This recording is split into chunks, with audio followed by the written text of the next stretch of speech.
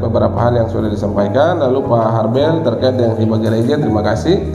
Dan memang tahun depan dalam pembahasan APBD tahun depan nanti kurang lebih bulan Oktober November saya akan fokus perhatikan masalah hibah ya. Karena jangan sampai ketong jadi hibah itu menjadi beban APBD, beban kita. Karena kebanyakan kita sudah kasih bantuan, ada tempat ibadah saya tidak perlu sebut, sudah dikasih terus-terus tapi tidak selesai. Padahal seharusnya sudah harus selesai. Ya. Makanya saya dalam wawancara di media saya bilang jangan sampai hibah ini menjadi beban APBD. Karena hanya bukan bantuan ke tempat-tempat ibadah, masyarakat juga membutuhkan pelayanan yang lain, sentuhan yang lain, misalnya nelayan, usaha kecil menengah, infrastruktur lain juga ya. Sehingga jangan dikasih terus tapi tidak selesai. Jadi memang tahun depan ini dalam pembahasan saya akan fokus ini.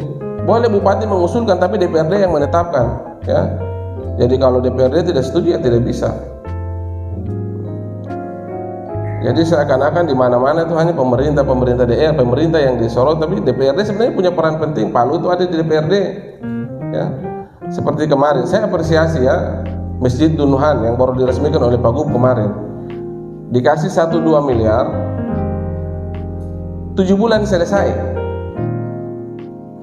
7 bulan itu masjid selesai. Itu satu apresiasi ke Masjid Dunuhan. Selama ini kita hibah di atas 20 miliar ya.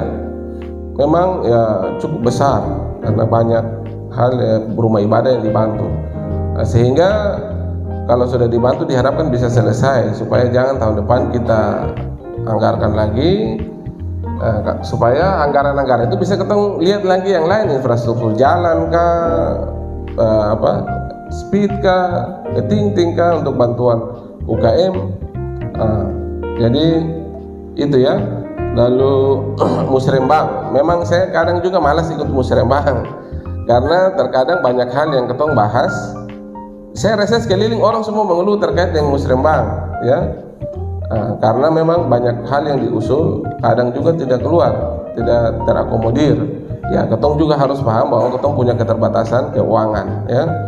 Sehingga saya lebih pada aspirasi, lebih baik saya reses. Lalu mungkin dari 10 usulan saya janji 1 itu lebih pasti daripada saya hadir di musrembang. Saya takut nanti kalau turun reses orang tinggal tagih-tagih janji. Saya seperti itu. Jadi musrembang ini memang satu mekanisme yang ditempuh oleh pemerintah daerah. Jadi untuk APBD itu nanti ada 2, pemerintah daerah lewat musrembang, kalau DPRD itu lewat reses kayak begini. Jadi untuk musrembang nanti akan menjadi catatan untuk kita mungkin di DPRD juga bisa menyampaikan, sehingga kalau dalam proses musrembang itu jangan terlalu muluk-muluk ya. Intinya apa yang diprogramkan kita juga harus memberikan pemahaman yang baik. Saya pikir juga dalam musrembang sudah diberikan pemahaman, tapi itulah Maluku Tenggara ini kan besar toh, bukan FAN saja tapi ada 190 OHOI, sehingga terkadang yang kita usulkan juga tidak diakomodir. Lalu saya reses di Kualilir juga di keluhan yang sama jalan, sehingga kita waktu itu sepakat untuk buat tanda larangan. Lalu saya juga sudah sampaikan ke Kepala Dinas Pak Clemens untuk perhatikan kalau bisa ambil sampah itu bisa sampai ke misalnya ke FAN. Tapi memang masih punya keterbatasan tenaga, sehingga mudah-mudahan betul-betul kalau Pak Bupati mau pembenahan Kota Langgur, nanti saya akan sampaikan untuk pelayanan sampah ini kalau bisa juga sampai di FAN ya untuk sampah. Sedangkan untuk buang sampah sembarangan di jalan sana tuh memang beberapa cara sudah kita buat ya, tetapi ya itulah masyarakat juga perlu punya kesadaran. Nah, itu kembali ke masyarakat juga, karena berapa kali sudah ditaruh dilarang membuang sampah di situ. Jadi nanti ini juga saya akan sampaikan lagi ke Pak Clemens untuk kalau bisa ada patroli atau bagaimana pemerintah daerah, Pol PP patroli atau seperti apa, sehingga masyarakat yang masih kepala batu tuh jangan buang sampah di situ ya.